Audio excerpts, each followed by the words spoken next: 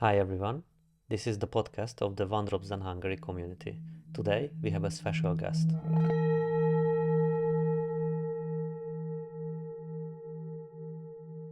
Welcome Soto. How do you feel in Hungary? Thank you, and thank you for having me here. I feel very well. I've been treated really, really well by everybody, and it's a beautiful country. I feel it's uh, close to Portugal in many ways, so I feel very comfortable here. It's nice to have you here. Thank you, thank you.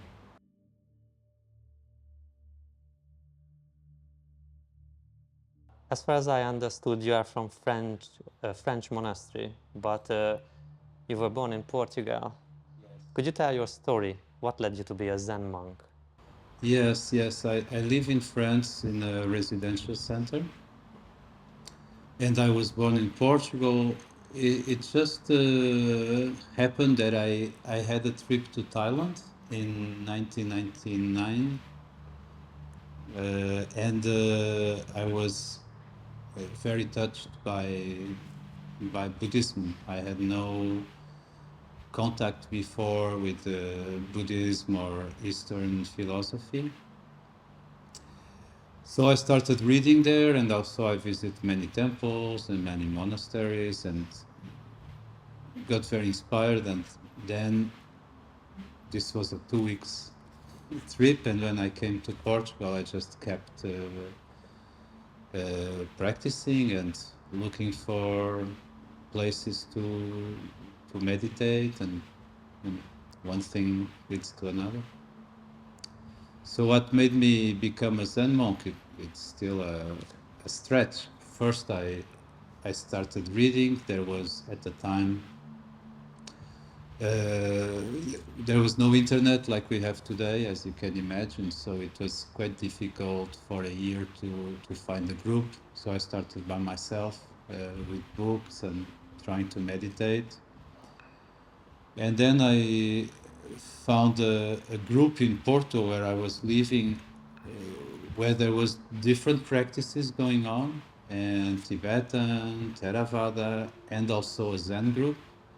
And somehow I liked the meditation, and I felt uh, also very inspired by Zen practice, and uh, my practice went more in that direction, more and more, until I wanted also to find a teacher. So I started traveling. I traveled to France, and I met Geno Roshi, with whom I practice until today. Like the very first time you met with your master? Mm. That's very fortunate. Yes, I feel very, very fortunate, yes. So I met her in 2002 in a summer retreat. And I was really, at the time, I was really looking for a monastic experience. I had this intention of uh, just doing that. I wanted to have that experience. And that led me to Sogenji. I found about Sogenji, and I wrote to the people there, and I I went to Japan in 2003, and I stayed until 2005. And there I was ordained as a monk by Arada Roshi. Then in 2005, I came back to Europe, and since then I've been practicing in France with the Geno Roshi.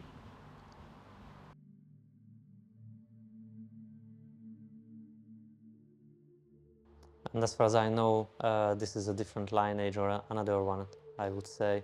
Soto, right? Yes, it's a Soto lineage. It's from Maizumi Roshi's lineage, the White Plama Sangha that he founded in the US in the 60s. Um, so my teacher, Geno Roshi, she's successor of Genpo Roshi. And Genpo Roshi is a successor of Maizumbi Roshi. And what's the key difference between Rinzai and Soto? Like from a practitioner perspective? More koan, less koan, more sitting, less sitting? Yeah, it's difficult to compare also because it's a very different setting. So in Sugenji you have a monastic training 24/7. And in our lineage also we have the koan tradition. So there is koan, so there's some similarities with Ringside, but it's a different setting. It's a residential center. We offer meditation practice to people during the weeks, morning and evening, and we have regularly every month almost we have retreats. But it's not the same experience. So in itself already it's different, and then it's also not easy to compare one practice with the other. But the goal is the same. The heart is the same, I would say. What do you mean by heart is the same?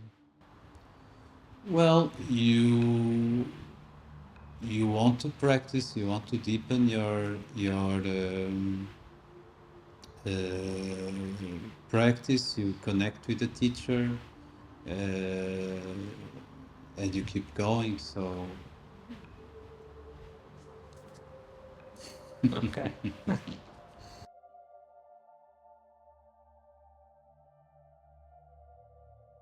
Well, we are talking about the path. The path of practice is often full of challenges, both in your early days and the present moment.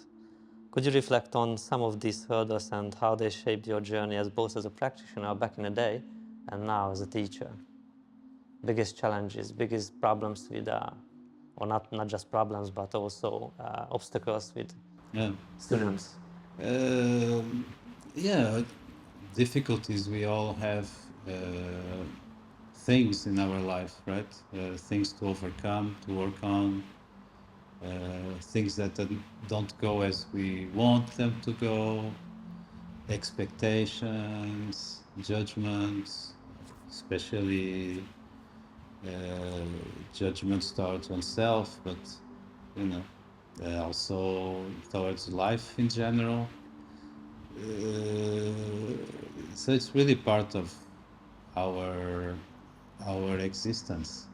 Um, And then what I feel is that in whatever situation or position we find ourselves, there's always the possibility to embrace it as a beginner, as something new to be explored and to be cared for. Maybe to answer your question more precisely, I feel some things that we experience as obstacles or even mistakes, often they end up taking us where we should go, and they allow us to work on things that we need to work, and also I would say they help us to understand each other and connect. I feel it's part of being human to recognize somebody's difficulty, because we also know it from within, we experienced it.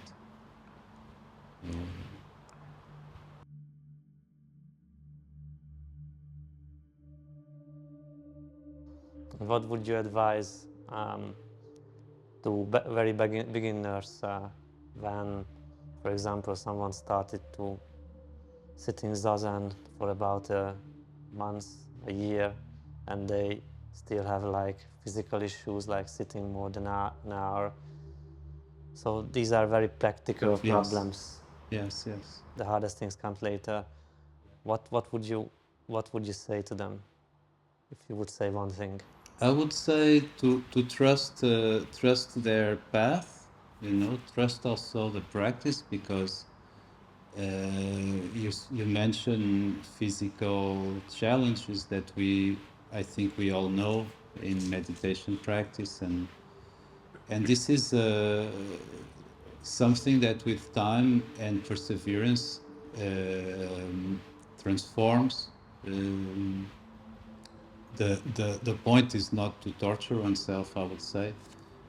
So trust that we have what it takes to do this practice.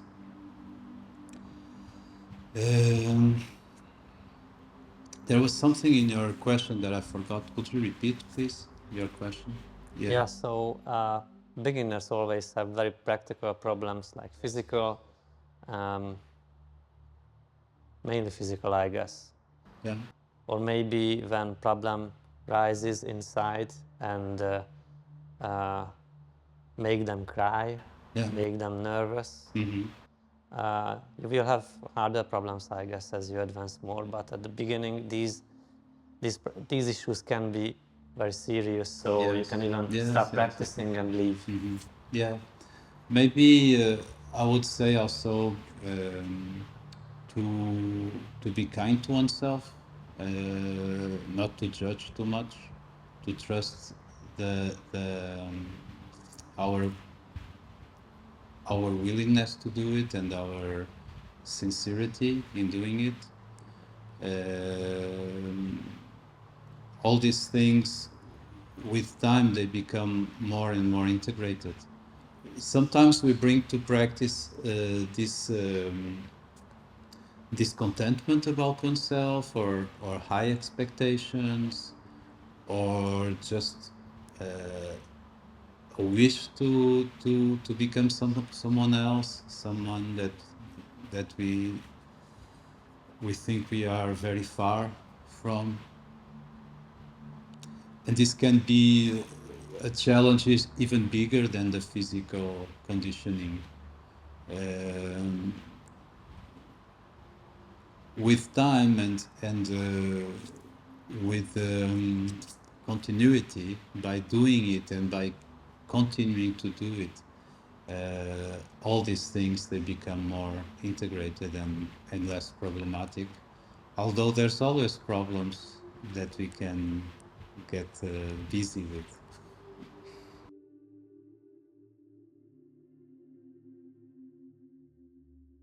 How important to have a master on this path at the very beginning? All the way through, it's not a question of being a beginner. We speak about a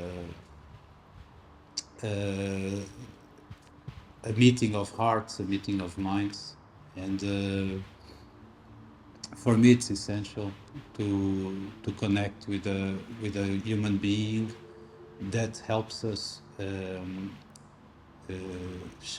give shape to what we deeply long for in our lives. And sometimes we don't have the language or the images to give it a shape. Also, when we connect with another human being in this context of teacher-student relationship,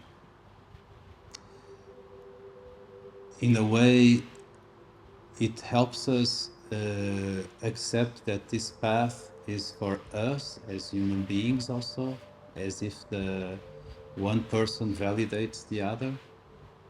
To meet person to person with a teacher is also to see that a teacher is a human being with its own characteristics and difficulties, and still it's somebody that is manifesting what is deeply important for us. So in a way, it helps us accept also our own journey, our own conditioning, and our potential to do this path. But it's such a profound and rich relationship. It's difficult to say something about it.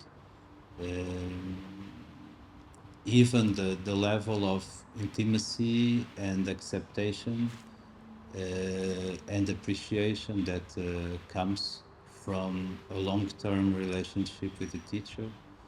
Uh, it's it's fundamental. And I don't know other ways of doing it. This is the path I walked on.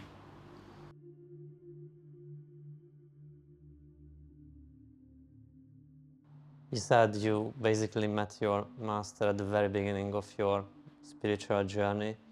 It's very rare, I guess, and we touched with in this podcast series with István lots of times how to find a master and how could you know if this is your master, this is your path, because it's such a big challenge for beginners. It was for me as well, because when I thought, oh, this guy or this woman will be my master, then it turned out no.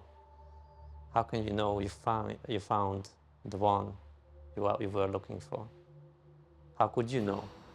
Yeah, you see, in my own story, I met Genoroshi in 2002, and the connection was present uh, right away. So it was not a question. But, but, yes, but I had my ideas and my expectations about myself and also about practice. As I told you, I wanted to do monastic training. So in a way, the connection was there, but I couldn't trust myself enough to follow the practice that she was offering. So that took me to Japan. So you see, uh, it's not always a clear-cut, very romanticized encounter. We are complex human beings also, and on one side, you need to meet a person outside of yourself, and at the same time you have to follow your own commitment, your own intuition, your own inspiration. But it's harder to do that at the beginning, because the more ego, the more force thinking. I don't know if it is more difficult, and I don't even know if we need to be clear about those issues. Uh, I guess as we go along, well, there's a difficulty to connect with another human being. In this case, with a teacher, there's a difficulty to connect with the teacher because somehow we don't want to expose, or we wish for something ideal that is so far away that we cannot uh, find in our life.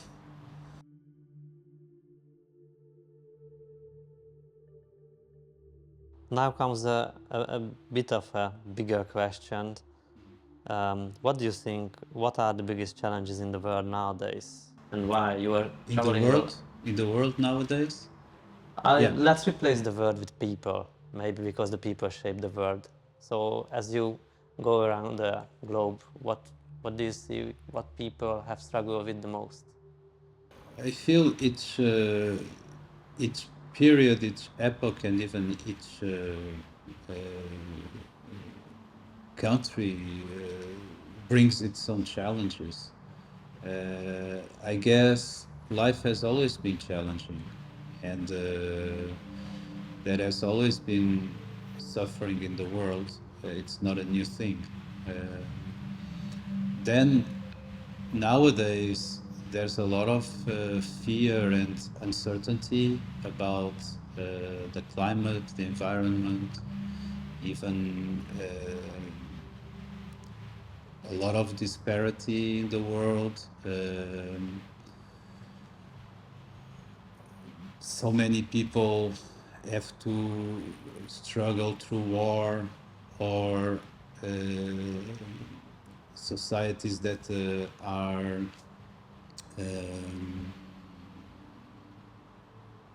destroyed.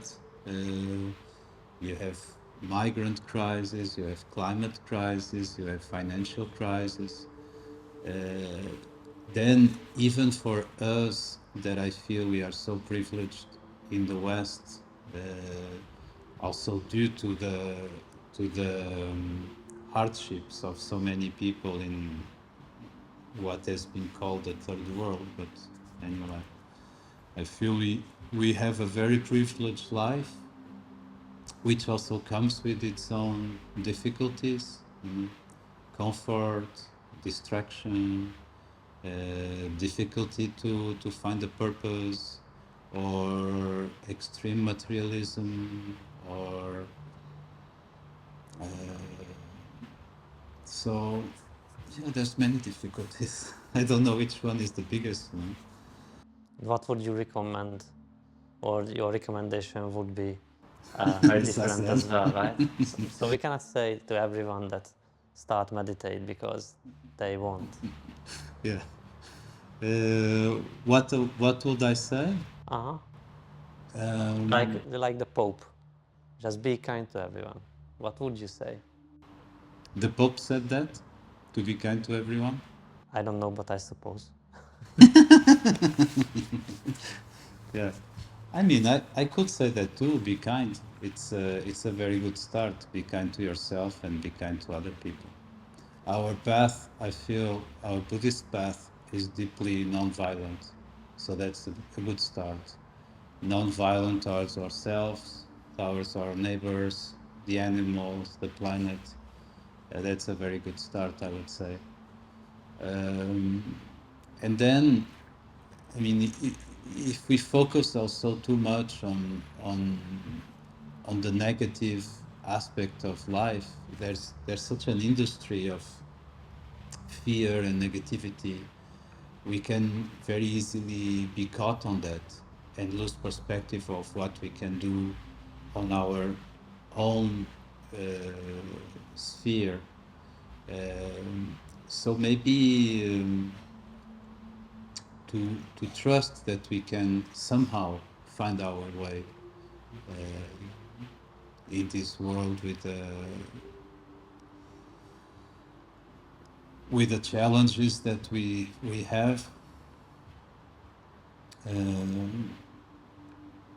Yeah, but I don't have a recipe for how people should live their lives or address complex problems.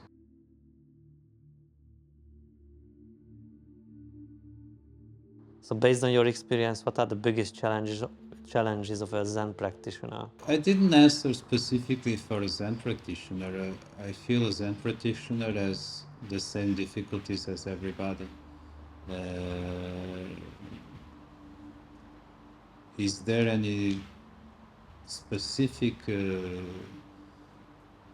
Zen difficulty? Maybe to harmonize the practice with the formal practice with daily life. Maybe that's a big challenge. How to experience and manifest the quality of our practice, how to bring it to our daily life. Maybe that's but I don't know, maybe I could go through all these questions again and again, because they are very very important questions and quite deep. Also, since we speak of questions, all these kind of questions, for me, they are more important than any answer that we can come up with. What do you mean by that? More important. Well, you can find an answer that for a little while is going to give you some reassurance or some purpose or some clarity. And it might happen that it, these solutions, they are kind of superficial and they won't last. So also we have so many so many tools and techniques and advices and wisdom that is available for us. But I feel when we get to these essential questions, nothing that comes from the outside is going to solve it for us. Okay, maybe something is going to make sense and give you some hope that things are going to get better, and if I do this, my life will change and things will get better. So then we start doing things with an eye for the results and expecting a certain outcome that maybe it's not going to happen or it's not going to last. That's what I mean about the question. The question has this aliveness, you see, much more than an answer very often. Sometimes the answer is even trying to suppress this feeling in us that that is searching, you know, this longing for realization that we have. So you say the question itself is more important than the answer you get? I feel that the question is very often more alive and more precious than any answer. And also, you can have, and I think we all have this experience in our lives. We all tried so many different things, you know, to cope with our own dissatisfaction or longing or suffering. So we try many things, and many of those things are helpful, or at least are helpful for a certain time. And then the question is still there. Maybe it's there on a deeper level, on a more integrated level. But the question is going to, you see, it's going to survive these short-term answers. And somehow, you were asking before, why did I become a Zen monk? I don't have an answer for that, but I know the questioning that animates my life and my path, that's what took me there. And answers, very often they even can block us. You see what I mean? Yeah, absolutely. Yeah. And then you can get into a kind of instability or fear that, okay, if I do this in a very strict way, maybe I can get the result I want. If I don't, you see, this kind of conditional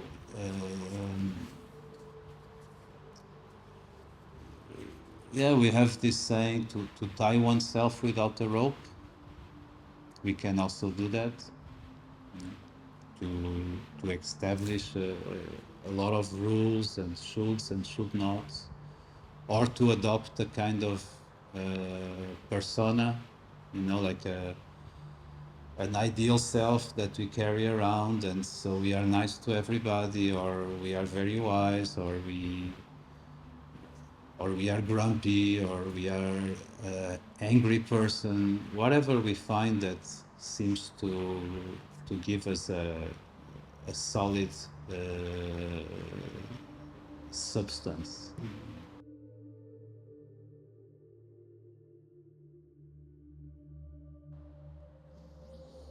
Well, the next question connects very deeply to this speech. There is a trap during your path, during on a Zen practitioner's path, and it's just not just about Zen, but yoga and any other spiritual way, that the superiority of the practitioner can trick even the most dedicated practitioners, so causing them to preach rather than embody their teachings. What do you suggest to avoid this problem? Look at me giving an interview and No, I mean, pretending to have answers to these unbelievable questions. You came to the wrong person. No, I'm joking. What would I say? I mean, life also takes care of taking us out of a pedestal, whatever we find, to believe that we got there. Life takes care of it, and with honesty and wholehearted practice, we come more and more to this open space where it's not so much about a belief system or a group of answers or a kind of solution to everything. But for sure, it's a pitfall, and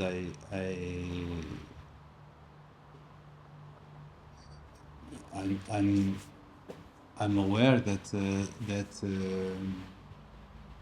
we long so much for certainty and peace of mind, and to know something, even to help somebody, to give a good advice, or to feel that we can have a positive effect on the world. So it's very tempting to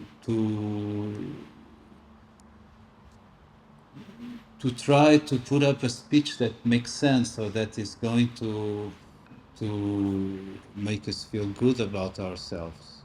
It's tempting.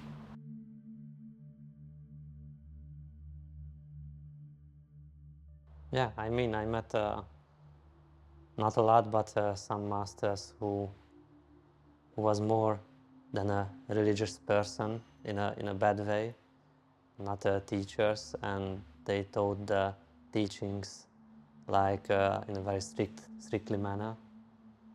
And those boundaries, for me at least, were very unsatisfying, let's say, because they got me inside the box instead of opening the world. Yeah. And when I asked them as a student, is there any exception to your teaching? That was like opening the hell.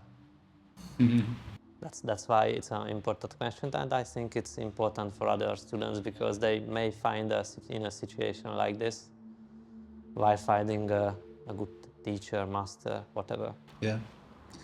Yes, it's a pitfall of the teacher-student system. You put somebody on a pedestal, you give all this attention, all this love, and all this respect, and in a way, it does something. You as a student, you open up, and you are sensitive to what this person is teaching. So of course it touches you in a deep way. And at the same time, there's the danger that the teacher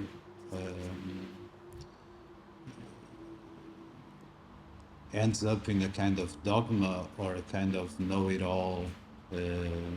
Also, I would say that what you expressed there, this is your question, and this is your longing for a certain quality if I put words on it, I know it's not your words, it's my words, but openness or non-dogmatic or liberating experience. Anyway, this is what is also taking you on your own journey. Now it's your own wisdom that is guiding you somehow.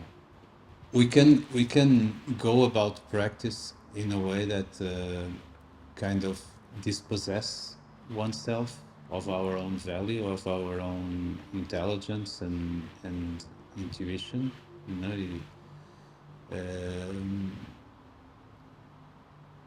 and for me, that's not the point of the teacher-student relationship. It's a relationship of empowerment and of helping the person standing on their own two feet, you know, not become a clone of somebody or become just a kind of sheep follower. But that's easier. Yes, and maybe we need it sometimes, or the people who, yeah, maybe that's also there's something to learn there, or something to overcome, or This master finding and making you sure that you found your master and the path is a very often question here, and that's why I try to touch from different aspects. But you masterly close this question with a word like "life takes care of it." So, yeah, and it's very true. So no other questions after this kind of universal answer in a good way or in a good manner can. which shouldn't exempt us from doing our part, because the teacher-student relationship is an extremely rich and challenging relationship, because you you are exposing yourself to another human being around something that is extremely precious to you, and also somehow something that is going to validate oneself as a human being, as a practitioner, as a wisdom searcher, you know. So there's a lot of at stake there, and the relationship can evolve, and it keeps being challenging all along. You know, there's always the possibility to expose more, to connect more, to see more of about ourselves and about you know, things. It's also a relationship that reflects our relationship to oneself. You know? And sometimes we don't we don't want to expose, we don't want to commit, we don't want to to follow a certain practice. We we might say to oneself that yes, I really want this, but it just happens that I can't find the right circumstances. But there are no other circumstances than those we are in.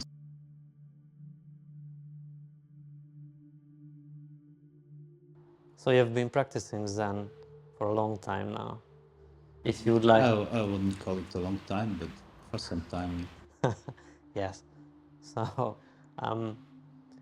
if you would like to highlight some aspects of your life or your personality, what would you highlight? What Zen gave you, or how can you, in quotes, measure the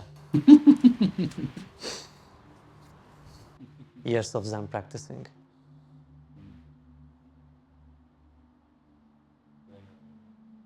Like you are much calmer, much patient. Much better. No, I, I wouldn't. I wouldn't go that way. Maybe, maybe I accept myself more and my life, but even that is not. It's not really acquired. You know, there's still a lot of shortcomings and things that I wish uh, would be different or would be better. You know, it's a tricky question because let me see that there's this sentence of Master Dogen, but I probably won't have it, and then you just cut this block. So this is off the record because I'm really not sure about the quote. He says he mentions being to have a realization about one's own delusion. To be deluded about realization and to realize our delusion. It kind of expresses it like this. So, in a way, the question is tricky because the more the more you learn about yourself, the less um, uh, idealizations you can believe in. So it's and at the same time it comes with a acceptation of what we are and It's very, very interesting because I was thinking while I was asking, and I would have been started like I can sit much more longer, I'm calmer, but all of these are which I should have been already forgot because of the practicing, because it doesn't matter. yeah, and you can't keep track, you know, as long as as long as you're keeping track of your progress, something is off, you know, something is. It's already a failure, yeah. I wouldn't say it's a failure, but at some point you will start comparing. Sorry. At some point you will stop comparing. You will stop like evaluating, because it's your life. How can you evaluate your life? You see, at the same time, there's so many things that objectively we can see as gifts from the practice. You know. The capacity to connect, to do things for others, to accept life as it is, or to accept oneself, or stop judging, less opinions, less reactions, less reactive reactions, you see, less reactivity, uh, hopefully, and even that is not so sure, a little more compassion or a little more kindness. Also, what is one way also to address your question? Uh, well, the in Zen practice, in our path, you have the precepts, you know, and the precepts, it's something that is going to manifest more and more as the way you want to live your life. It's not a group of rules that you have to follow, otherwise you are a bad person and bad things happen to you.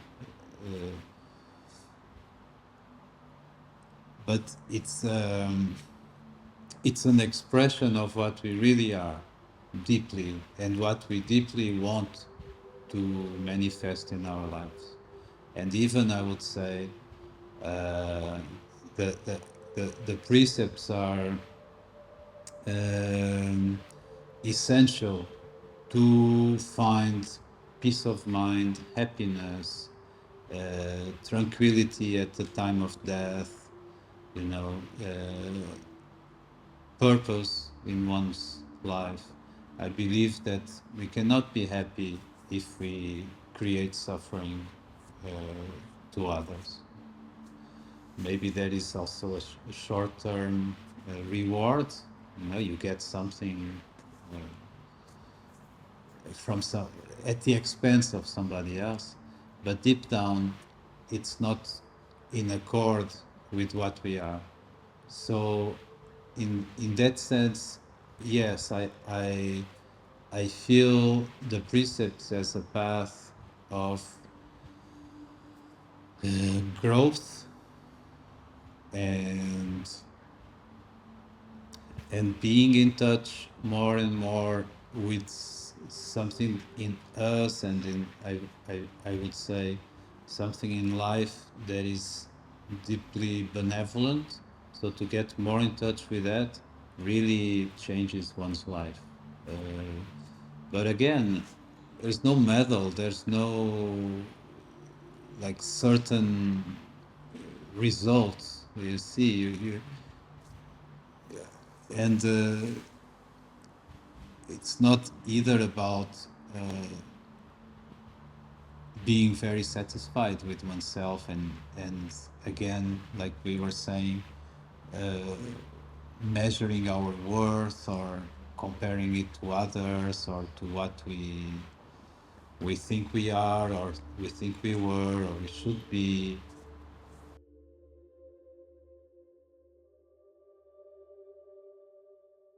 Going back to the question of people's problem, is that possible that the reactivity is one of the biggest one, or at least A lot of things in society in our way of life are feeding that reactivity. The way the news, the technology,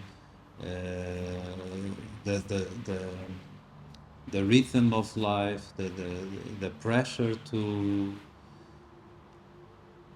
to be successful or to be somebody, all this is very harmful even uh, to our being, to our experience as human beings.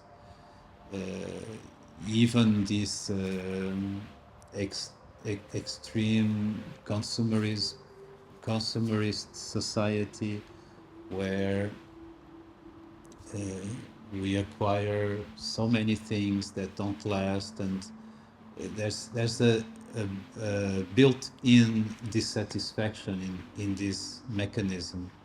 Uh, we are trying to feed an hungry ghost in a way that is just deepening the the neediness and and the lack. So yes, reactivity is also a product of our way of life, and not to mention you know, the carelessness about the world and the results of our way of life, uh, ecological or economical or even ethical. Uh, so yes, those are challenging times, yeah. And reactivity for sure. I guess that's why people also are nowadays coming more and more, I feel, to many different practices that helps us to connect within and to relax and uh, because they are eager to change, or they just feel something? we have an inner sense of balance and well-being. Sometimes it's just so confused that we can't find our way, we can't get in touch with it. But I believe in this intelligence, so to speak. So I feel people come to things like mindfulness, yoga, Zen meditation, so many uh, practices and paths that are available now to try to address these challenges that we have to face. We feel that something is missing. We don't find it on TV or there's a very long list of things that we try to feel better, but we all know, we all have our own lists. So, but yeah, we don't find it on TV. We don't find it on so many activities that we where we try to be happy. So then some deeper sense comes up and makes us look for what we deeply know and recognize as being true and valuable. That's why I would say we don't even need proselytism. We people get there by themselves, and there's no point in trying to convince them of this or that. But maybe giving them our example, our path, not by showing it, but letting them see if we can change or not. And if they see we change, then maybe that inspire. Yeah, that happens naturally, right? People, I mean, the way you live your life is affecting everything, everything, everybody you know, and I would say everybody you don't know, but it's impactful beyond what we can think, like that we project or that we are an example of.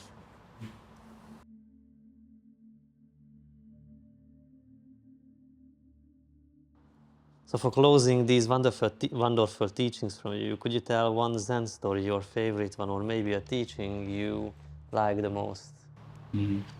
Funny, as you as you were asking that question, what came to my mind was Joshua's washer bowls. You know the story? No?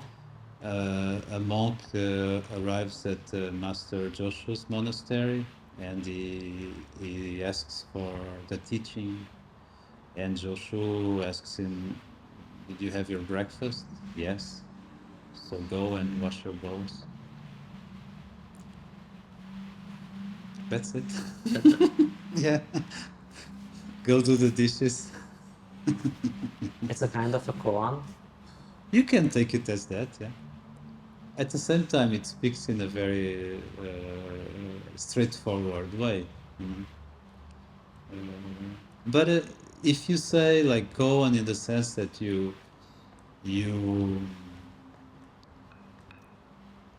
let it speak to you and you try to open up to it, yeah. Thank you very much. Thank you. Thank you.